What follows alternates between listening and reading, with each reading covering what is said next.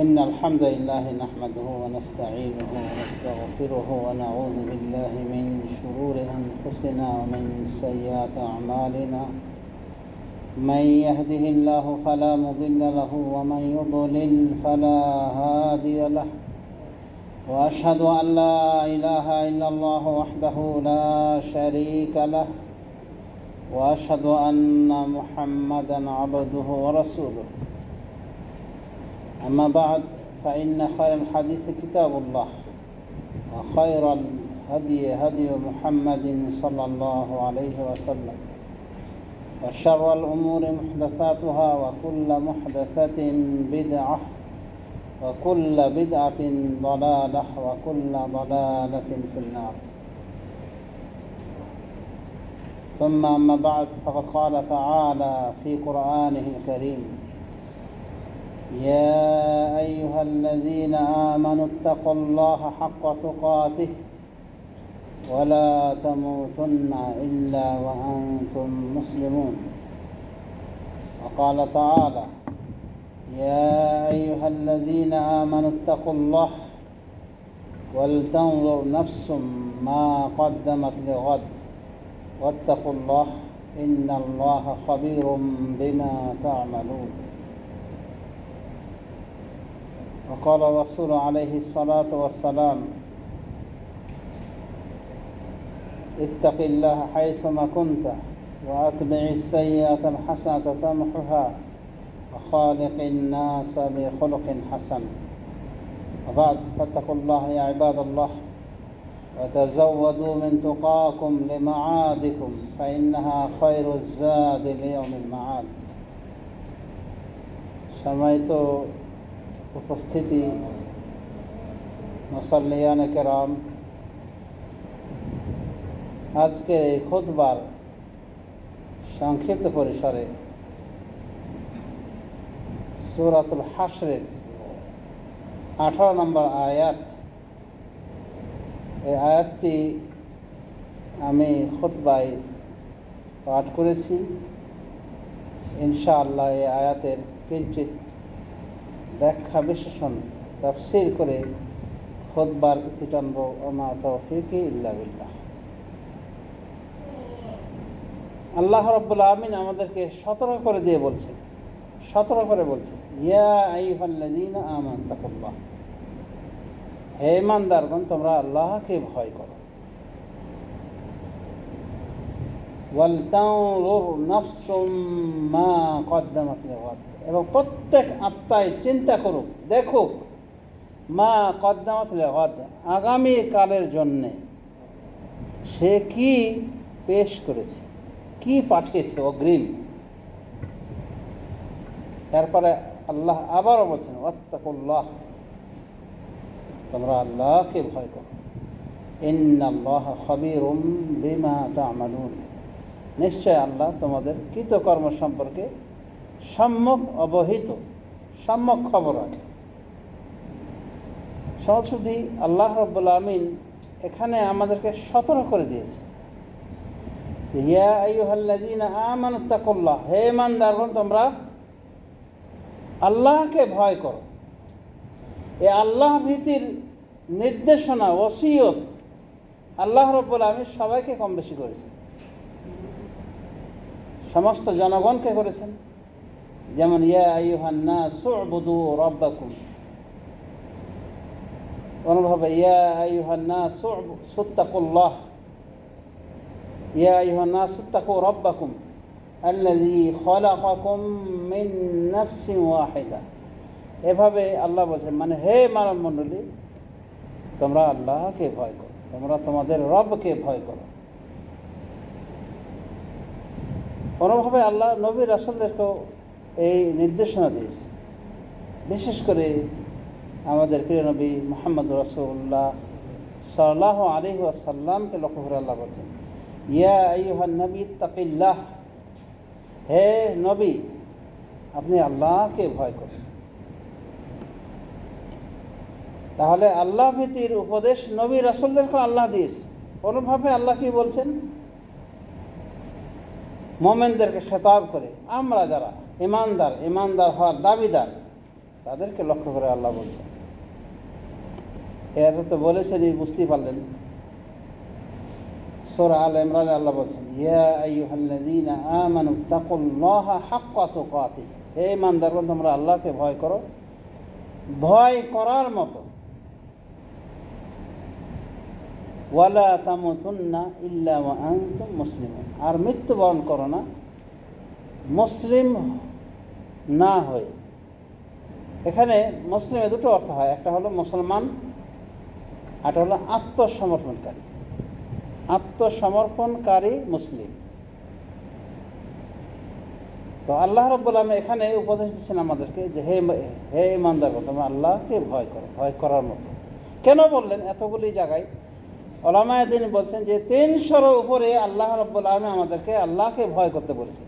কেন ভয় করতে বলেছেন? কারণ আল্লাহ ভীতি যার কলিজায় নাই, যার হৃদয়ে নাই,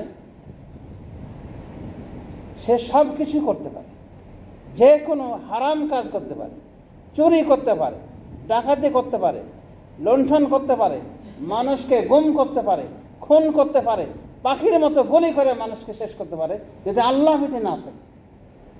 সে ডাকাত হতে পারে, লুচ্চার, এক কথায় যত রকম পাপাচার রয়েছে সবগুলি সে সেরা নায়ক হতে পারে যদি আল্লাহ ভীতি না থাকে। এই জন্য মারিয়াম আলাইহিস সালাম যখন তার নিকটে ফেরেশতা, তিনি যখন নির্জনতা অবলম্বন করলেন, মারিয়াম আলাইহিস সালাম মানে গোসল করতে গিয়েছেন, যাচ্ছেন, বা গোসলখানাতেই মারিয়াম আলাইহিস সালাম, সে যুবতী কুমারী নারী, আল বাতুল বলা হয় যাকে, বিয়ে শাদী হয়নি, উঠতি বয়স, নির্জনে রয়েছেন, এমত অবস্থায় ফেরেশতা এসে হাজির।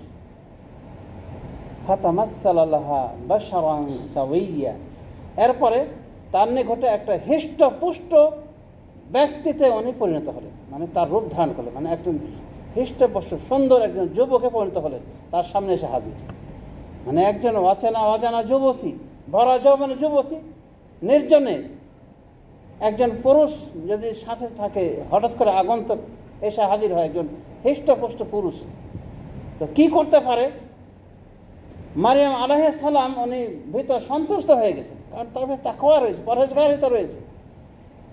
সে চাচ্ছেন না যে তার এই মূল্যবান সম্পদ হোক, নষ্ট হোক। উনি ভেবেছেন এটা মানুষ, কারণ এই জিবরিল আলাইহিস সালামকে আল্লাহ পাঠিয়েছে মানুষ আকিদ। তখন এই মারিয়াম আলাইহিস সালাম বা মারিয়াম রাদিয়াল্লাহু আনহা তাকে বলেছিলেন, ইন্নী আউযু বির-রহমান মিনকা ইন কুনতা তাকিয়া, আমি রহমানের নিকট আশ্রয় চাচ্ছি আপনার থেকে, মানে আপনার অনিষ্ট থেকে, ইন কুনতা তাকিয়া, যদি আপনি পরহেজগার হন। তার মানে আপনি যদি মুত্তাকি হয়ে থাকেন, আল্লাহর ভয় থাকে আপনার ভিতরে, তাহলে আমি আপনার থেকে আল্লাহর নিকটে আশ্রয় প্রার্থনা করছি। মানে আপনি কোনো ক্ষতি যেন না করেন আমার, এই জন্য আমি আশ্রয় প্রার্থনা করছি। মানে উনি ভয় ভিতর সন্তুষ্ট হয়ে গেছেন। এই যুবক হঠাৎ করে আগন্তুক, মানে আমার কোনো ক্ষতি করতেই এসেছে হয়তো। তখন উনি বললেন, ইন্নামা আনা রাসূল রাব্বিক লিআহাবা লাকি গোলামান জাকিয়া, আমি তো আপনার রব্বের পক্ষ থেকে বার্তাবাহক রাসূল, এসেছি আপনাকে পুত পবিত্র একটি বাচ্চা দেওয়ার জন্য। তখন উনি বললেন যে বাচ্চা কেমনে হবে, বাচ্চা কেমনে হয়? আমি তো কোনো বিয়ে শাদী করেনি, ওয়ালাম আকু বাগিয়া, আর আমাকে কোনো পুরুষ স্পর্শ করেনি, আর আমি না কোনো জেনাকার মহিলা, ব্যভিচারী মহিলা, বেশ্যা মহিলা, তো কী করে আমার বাচ্চা হবে? তখন উনি বলে, কাযালিকা ক্বালা রাব্বুকা হুয়া আলাইয়া হাইয়্যিন, এইভাবে আপনার রব বলেছেন যে এটা তারপরে কি সহজ, রব বলেছেন যেটা আমার উপর খুব সহজ হয়ে যাবে বাচ্চা। এরপর তো বাচ্চা গর্ভে ধারণ করলেন অলৌকিকভাবে। জিবরিল আলাইহিস সালাম আস্তিনে ফুঁ দিয়েছিলেন, সেটাই তার গর্ভে গিয়েছিল, এবং সেটাই ছিল কালিমাতুল্লাহ, এবং সেটাই পরবর্তী ঈসা আলাইহিস সালাম রূপে আবির্ভূত হন। সুবহানাল্লাহ বিহামদিহি আযীম। এটা এখানে যেটা বোঝানোর উদ্দেশ্য, যে উনি কেন বললেন যে আমি আপনার নিকটে আমি আল্লাহর নিকট, রহমানের নিকট আপনার থেকে আশ্রয় চাচ্ছি, যদি আপনি মুত্তাকি হয়ে থাকেন। কারণ উনি জানেন যে মুত্তাকি যদি না হয় তাহলে ও সবই করতে পারে এবং আমার সাথে হারামি কাজে লিপ্ত হতেই পারে যদি মুত্তাকি না হয়। এখান থেকে আমরা বুঝতে পারি যে মুত্তাকি যদি না হয় সব কিছু হতে পারে। 180 বছরের যদি বুড়া হয়, দেখবেন ওর ভিতরে দেখবেন খারাপ গুণ, শয়তানি গুণ রয়েছে। তাকওয়া শূন্য, এই হৃদয়টা তাকওয়া শূন্য।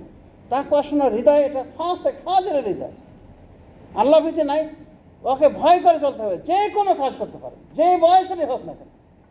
এই জন্যে আল্লাহ মুত্তাকি হতে বলেছেন।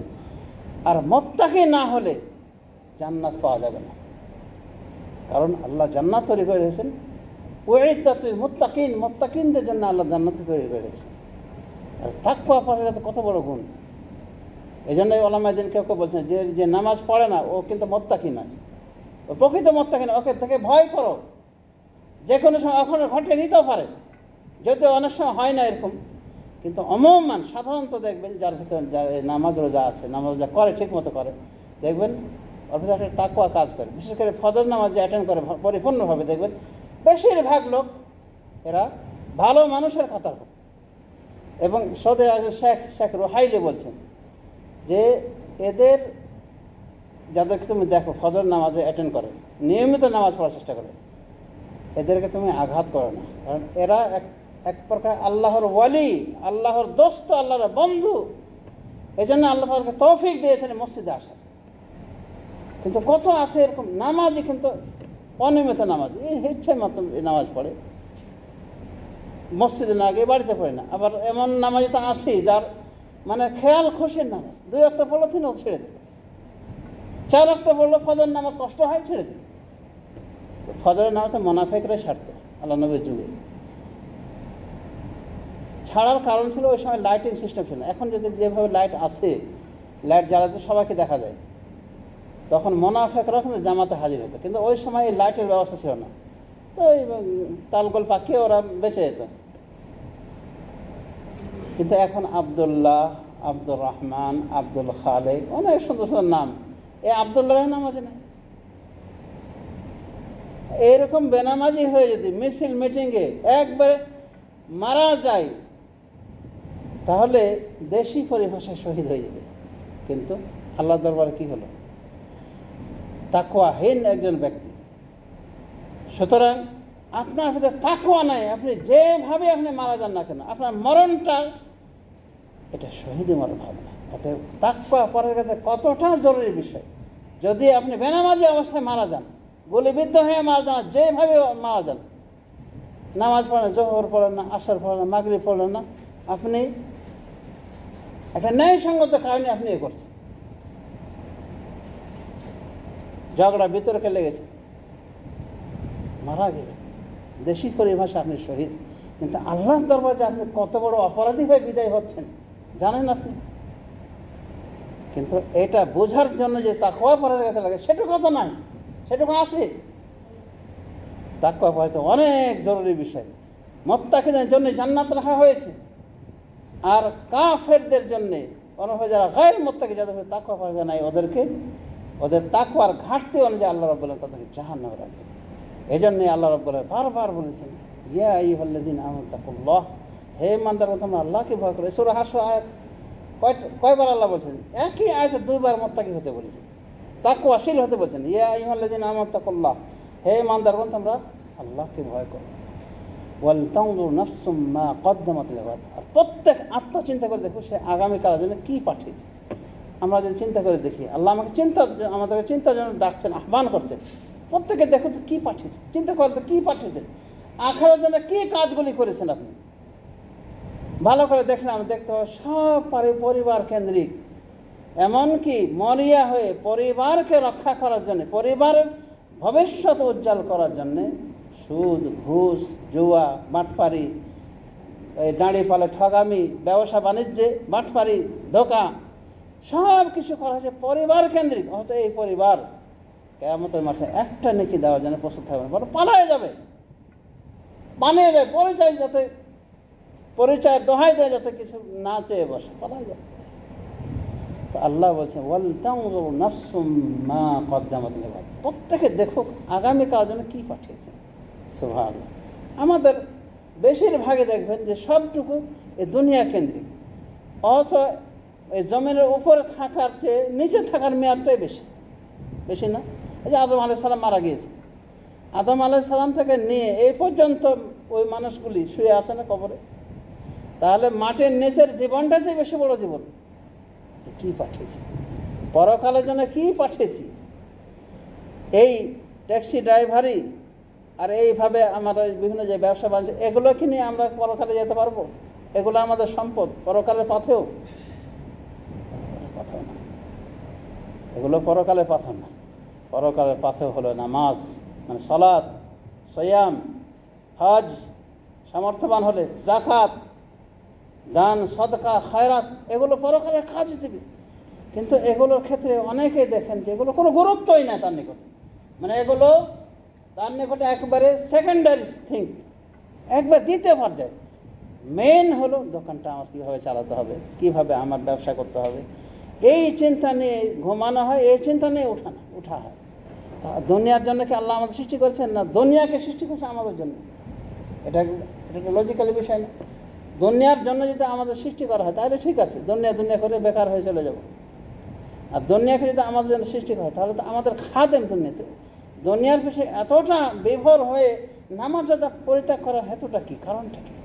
সমাজ শুধুই আল্লাহ আহ্বান করে বলেন ওয়াল তানজুর নাফসুম মা কদ্দামাত লিগাদ, আর প্রত্যেকটা আত্মা চিন্তা করো আগামীকালের জন্য কী করেছে। আল্লাহ চিন্তা করতে বলেন, দেখতে বলছেন। এখন প্রত্যেকে আমরা দেখি তো কী কী কাজ করে। এই যে বয়সটা হয়ে আসছে, সহজে হয়ে আসে না। এই দিন গিয়েছে, রাত এসে, রাত গিয়েছে, দিন এসেছে, এভাবে। আর 40টা বছর পার করেছে আমাদের কেউ কেউ, 45, 50, 55, 60 বছর পার করে দিয়েছে। যেটা বলা যায় একটা সীমা রেখার ভিতরে চলে আসা বয়স। রাসূলুল্লাহ সাল্লাল্লাহু আলাইহি ওয়াসাল্লাম বলছেন আমার উম্মতি মা বাইনা সিত্তিন ইলা সাবিন, আমার উম্মতের বয়স 60 থেকে 70, 60 থেকে 70। মুসলিম শরীফ হাদিস। ওয়াকাল্লামা ইয়াজুজ যালিক, আর এটাকে অতিক্রম করা লোক খুব কমই। আজ বাংলাদেশের অবস্থা দেখেন, 50 বছর হলেই যেন মৃত্যুর একটা মিছিল পড়ে যায়, সময় চলে আসছে মনে করতে হয়। এই যে আমি 50 তো পুরো করে ফেলেছি আলহামদুলিল্লাহ। এখন আমি মনে করি যে কোনো সময় আসতে পারে, যে কোনো সময় আসতে পারে। রাসূল রব্বি, আমার রব্বের পক্ষ থেকে বার্তা পাবো। দেখা উচিত না কি করেছি, কি করলাম। পরকালে যেগুলি আমার পরকালের বাড়ি সাজানোর কাজে লাগবে সেগুলির ক্ষেত্রে যদি আমি গুরুত্ব না দিই তাহলে আমার মতো আহমক আর আছে, বা আমার বয়সে যারা আছে চরম আহমক, চরম বেকুফ। কী হবে এই জিনিসগুলি নিয়ে? এই যে ঘর বাড়ির দেখতে খুব মজা লাগলো, মারা যাওয়ার সময় এগুলোকে নিয়ে যাওয়া যাবে? কোনো কিছুই নিয়ে যাওয়া যাবে না। হ্যাঁ, এই দুনিয়াটাকে পরকালের বাহন হিসেবে আমরা তৈরি করতে পারি। সালাফে সালেহীন এটাই করেছিলেন। সালাফে সালেহীনের জামানায়, তাদের যুগে দুনিয়া ছিল হাতের কাছে, আর আমাদের নিকটে দুনিয়া হলো হৃদয়ের গহীনে। এই জন্য দেখেন, মানে এতটাই মরিয়া হয়ে দুনিয়ার পিছনে আমরা লেগে যাই যে কী করে আমি ওই ব্যাংক ব্যালেন্স করে জড়ো করে রেখে আমি এটা করব সেটা করব, অনেক আশায়, মানে এগুলোই আশা, কিন্তু পরকালের জন্য কোনো কিছু করার নেই। কিন্তু এই মিসকিনটাই দেখেন একসময় মারা যাবে, কিচ্ছু না। আল্লাহ যে বলছে ওয়াল তানজুর নাফসুম মা কদ্দামাত লিগাদ, তোমাদের প্রত্যেকে যেন দেখে, প্রত্যেক আত্মা যে আগামীকালের জন্য কী পাঠিয়েছে। ও তো কিছু পাঠায়নি, ও তো শুধু জমা করেছিল কিন্তু চলে যাচ্ছে। হায় আফসোস করে যে না, এগুলো সব কিছুই না। হাতের ঘড়িটা পর্যন্ত খুলে নেওয়া হবে, পরনের কাপড় খুলে নেওয়া হবে, তাহলে গোটা দুনিয়ার জিনিস যত কিছু আইন কানুন সব তো থাকলোই, এমনকি শরীরের জামা, হাতের ঘড়ি, এটাও খুলে নেওয়া হবে।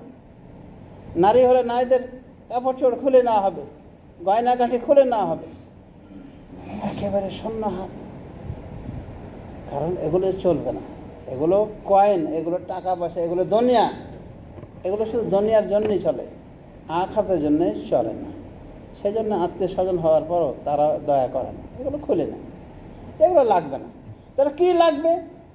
যেটা লাগবে সেটাই করেছেন কিছু। আল্লাহ এখানে আহ্বান করছেন, বলেন তানজুর নাফসুম মা কদ্দামাত লিগাদ, প্রত্যেক আত্মা চিন্তা করো, দেখো আগামীকালের জন্য কী করে। সমাজ শুধু আল্লাহ কেন আমাদেরকে আহ্বান করছেন যে কিছু করো, মরার আগে আগে কিছু একটা করে যাও।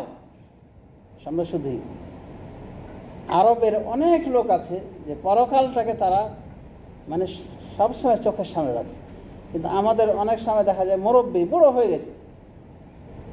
হয়ে গেছে, তারপরও পরকালের কোনো চিন্তা নেই। মানে শয়তান তাকে এমনভাবে ফসকি দেয় যে তুমি তো আরও বেঁচে থাকবে, তোমার মামাতো ভাই খালাতো ভাই মারা গেছে, কি আপনার আলাদা থাকে, এইদিকে দুই জায়গায় দুজন থাকবে, কথা বলার নিয়ম নেই।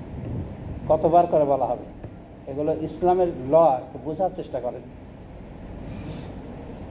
এই যে মনে করেন যে পরকালের বিষয়টা আল্লাহ কি বলছেন, ওয়াল তানজুর নাফসুম মা কদ্দামাত লিগাদ, প্রত্যেকে চিন্তা করে দেখো আগামীকালের জন্য কি পাঠিয়েছে, মানে আখিরাতের জন্য, পরকালের জন্য কি পাঠিয়েছে। আর কিয়ামতের মাঠে তারাই লাভবান হবে, তারাই কৃতকার্য হবে, তারাই সফলতা অর্জন করবে যারা পরকালে বিশ্বাসী এবং পরকালকে সবসময় চোখের সামনে রেখে কাজ করে। আর পরকাল যদি চোখের সামনে না থাকে, দুনিয়া চোখের সামনে এসে হাজির।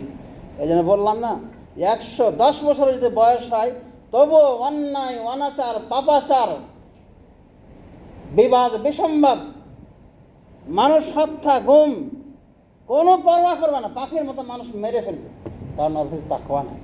কিন্তু এই জালেম মারা যাওয়ার সাথে সাথে তার জন্য কি জাহান্নামে লেলিহান আগুন অপেক্ষা করছে। রাসূলুল্লাহ সাল্লাল্লাহু আলাইহি ওয়াসাল্লাম বলছেন এক হাদিসে, মানে কে জান্নাতে আর কে জাহান্নামে, এটা দেখে আমিও লোকেশন নির্ধারণ করতে পারি, বলতে পারি যে আমি জান্নাতে না জাহান্নামে, মানে কোন দিকে আগাচ্ছি বেশি। রাসূল সাল্লাল্লাহু আলাইহি ওয়াসাল্লাম ইবনে মাজাহ হাদিস, আহলুল জান্নাত মান মালা আল্লাহ বিউযুনাইহি খায়রান মিন সানাইন নাস খায়রান ওয়া হুয়া ইয়াসমা। জান্নাতি ব্যক্তি তো সেই ব্যক্তি যার দুই কানকে আল্লাহ ভরে দিয়েছেন মানুষের প্রশংসায়, আর সে ওটা শুনছে জিন্দা অবস্থায়। মানে মানুষ অনেক বড় পরহেজগার মানুষ, অনেক বড় ভালো মানুষ। ওই বলিউড হলিউড এরকম করে প্রশংসা করে আর এক ফাসেকের দল, সেটা বলা হয়নি। বলা হচ্ছে কি, মানুষ, ভালো মানুষগুলো কি প্রশংসা করে, এই প্রশংসা তার দু কান ভরে দিয়েছে, সে নিজে শুনছে। লোকটা খুব ভালো পরহেজগার মানুষ, জীবিত থাকা অবস্থায় প্রশংসা করছে, মারা যাওয়ার পরেও প্রশংসা করছে। এটা হলো জান্নাতি ব্যক্তি। আর জাহান্নামী ব্যক্তি, ওয়া আহলুন নারে মান মানা আল্লাহ উযুনাইহি মিন সানাইন নাস শাররান ওয়া হুয়া ইয়াসমা। আর জাহান্নামী ব্যক্তি হলো ওই ব্যক্তি যার দুই কানকে আল্লাহ ভরে দিয়েছে মানুষের বদনামে, মানুষ ওকে খারাপ চোখে দেখছে, বাটপার বলছে, চিটার বলছে, মুনাফিক, নাস্তিক, এক কথায় গালমন্দ ছাড়া অন্য কোনো নামে তাকে স্মরণই করে না, সবাই খারাপ বলছে, আর ও নিজের কানে শুনছে। মানে ভালো মানুষগুলি তার মৃত্যু আশা করছে যে কখন মারা যাবে, এই বদমাশের হাড্ডিটা কখন মারা যাবে, একটু শান্তি পায়। পুরা জনগণের কান ভরে দিয়েছে, মানে তার কানটা ভরে গিয়ে শুনছে নিজের কানে যে সে ভালো না, খারাপ, যখন মানে দুষ্টের হাড্ডির শেষ, মানে একেবারে নোংরা, খারাপ মানুষ, ফাসিক। এটা জাহান্নাম। এবং যত সংখ্যা বাড়ে ততটাই আপনার জাহান্নাম ওয়াজিব হয়ে আসে। এখন যদি হাজার হাজার মানুষ, লাখ লাখ মানুষ, কোটি কোটি ভালো মানুষগুলি যদি আপনাকে বলে যে আপনি জঘন্য মানুষ, আরে মুনাফিক, ভালো মানুষগুলি মানে মুওয়াহহিদ তাওহীদবাদীগুলি, ওই নাস্তিক মার্কা লোক নয়, বামপন্থী মার্কা লোক নয়, ভালো মানুষগুলি যদি খারাপ বলে আপনাকে, আর দুটো কান আপনার ভরে গেছে ওদের ওই বদনামে, তাহলে আপনি মনে করবেন আপনি একজন জাহান্নামী। রাসূলুল্লাহ সাল্লাল্লাহু আলাইহি ওয়াসাল্লাম বলছেন এরকম একটা জ্যান্ত রেজাল্ট, পাক্কা একটা রেজাল্ট যে আপনি জান্নাতে জাহান্নামে। ভালো করে লক্ষ্য করে দেখে, এরকম আসে না লোক যে বেঁচে থাকতে জানাজা নামাজ আদায় করছে, আর মরে যাওয়ার আগে মৃত্যু ঘোষণা দিয়ে মানে কি উল্লাস, মানে ওরা চাচ্ছে যে মরে না কেন। এই লোকটা কি ভালো? আল্লাহ রাব্বুল বলছে যে পরকালের জন্য প্রত্যেকে দেখো কি প্রেরণ করেছে। আর আমরা অনেক সময় কি পরকালকে ভুলে গিয়ে সব ইহকাল ভিত্তিক, এবং মানুষকে কিভাবে মানে অশান্তিতে রাখা যায়, মানুষকে কিভাবে জুলুম করা যায়, কীভাবে টাকা পয়সা দখল করা যায়। 1 কোটি হয়েছে তো কি 2 কোটি, 2 কোটি হয়েছে 100 কোটি, 200 কোটি, 300 কোটি, 400 কোটি।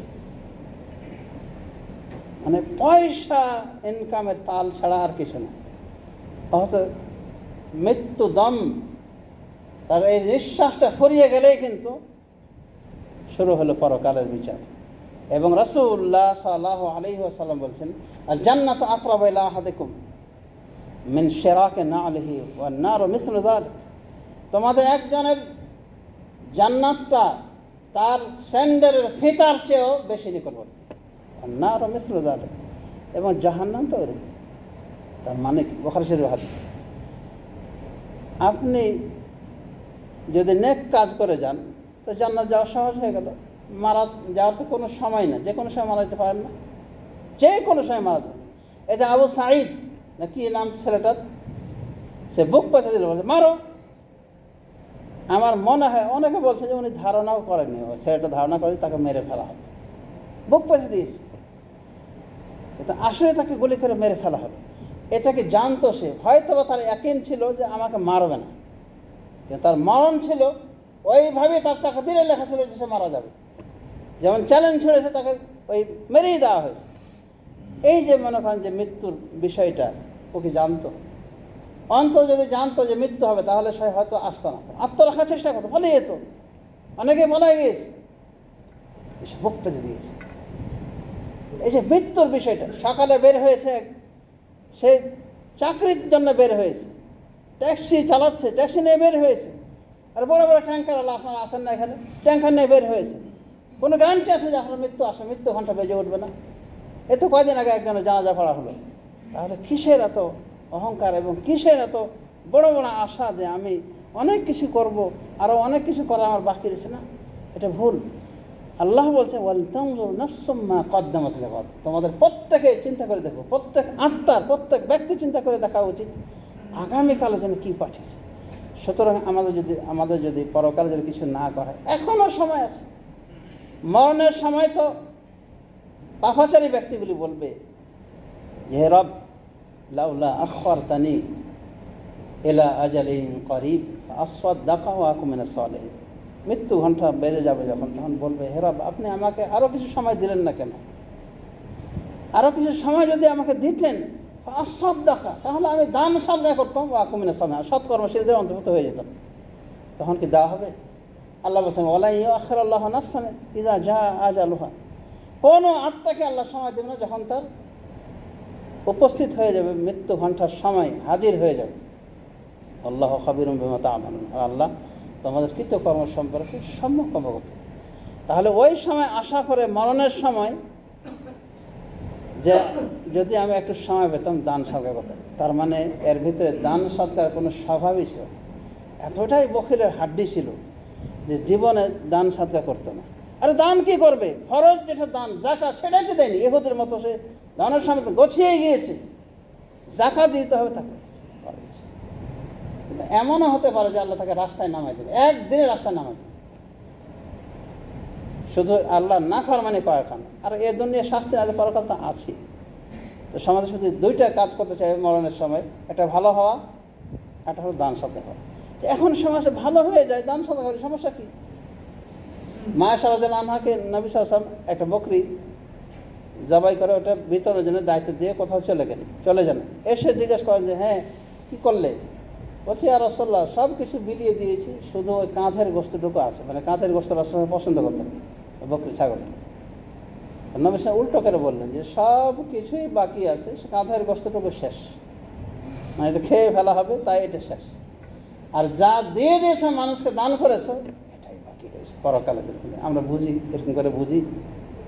আমরা তো মনে করছি যে যদি আমরা 10 টাকা দিয়ে দিই, একদিন দুদিন যদি দিয়ে দিই, চলে গেল পকেট থেকে।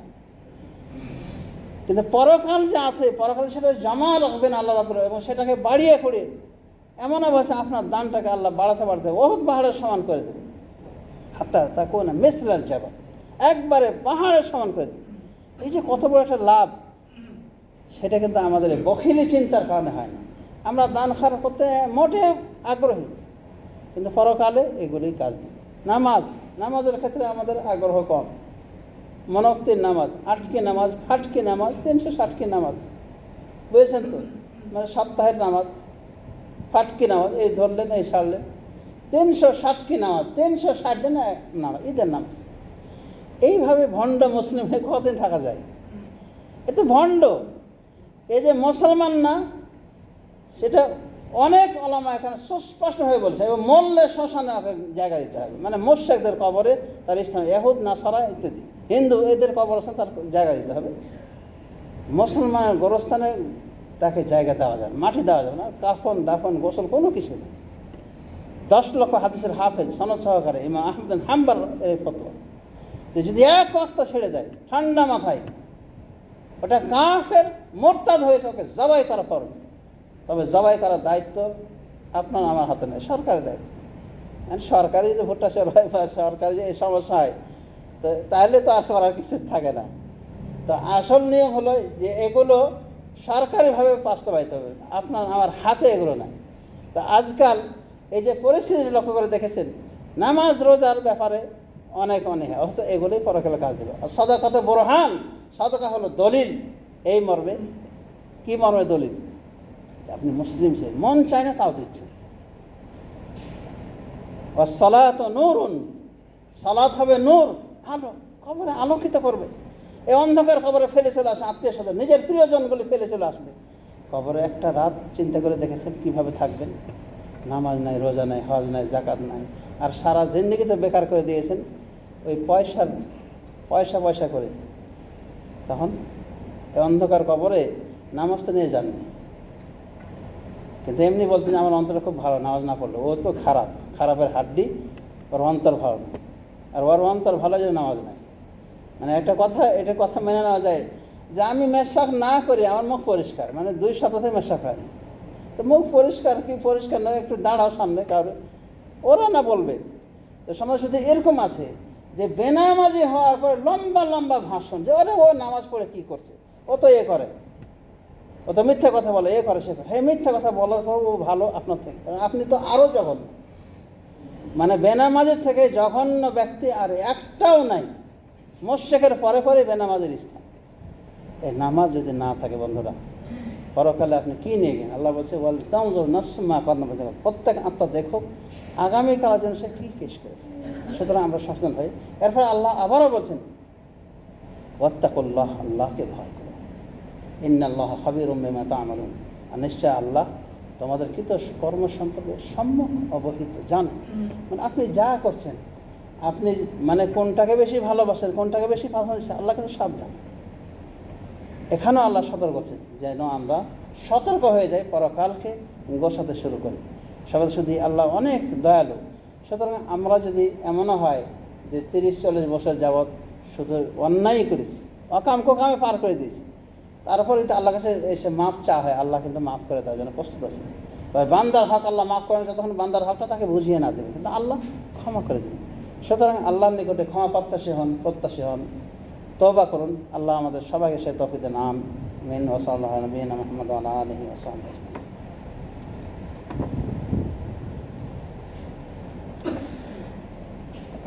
আলহামদুলিল্লাহ রাব্বিল আলামিন, ওয়াসসালাতু ওয়াসসালামু আলা নবিয়িনা মুহাম্মদ ওয়া আলা আলিহি ওয়া সাহবিহি আজমাইন ওয়া তাবিঈনা লাহুম বিইহসান ইলা ইয়াউমিদ্দিন, আম্মা বা'দ। সরাসরি দেশের গোলযোগ সম্পর্কে আপনারা অবশ্যই অবহিত রয়েছেন। দোয়া করেন আল্লাহ যেন দেশ এবং জনগণকে হেফাজত করেন, ধ্বংসের হাত থেকে আমাদেরকে যেন রক্ষা করেন, এবং আল্লাহ যেটা ভালোবাসেন সেটাই যেন তিনি প্রতিষ্ঠা করেন এই বাংলার জমিনে। আল্লাহ আমাদের সবাইকে সে তৌফিক দান করেন। আল্লাহ কিন্তু কোনো প্রকার ফাসাদ, অন্যায়, অনাচার, হক দখল কোনোটাই আল্লাহ পছন্দ করেন। এক কথা, আল্লাহ লা ইউহিব্বুল ফাসাদ, আল্লাহ ফাসাদকে পছন্দ করেন। সুতরাং আল্লাহ রাব্বুল আমিন আমাদের সবাইকে সংস্কারবাদী হওয়া তৌফিক দান করুন। আমরা যেন ফাসাদ না করি, ফাসাদের ধারে কাছে না যাই, জনগণ, সরকার সবারই যেন আল্লাহ এই তৌফিক দান করুন। আমিন। ওয়া সাল্লাল্লাহু আলা নবিয়িনা মুহাম্মদ ওয়া আলা আলিহি ওয়া সাহবিহি আজমাইন। ওয়া কুমু ইলা সলাতি বারাকাল্লাহু ফীকুম। আল্লাহু আকবার, আল্লাহু আকবার। আশহাদু আন লা ইলাহা ইল্লাল্লাহ, আশহাদু আন্না মুহাম্মাদান রাসূলুল্লাহ। হাইয়া আলাস সালাহ, হাইয়া আলাল ফালাহ, قد قامت قامت الصلاة الله أكبر الله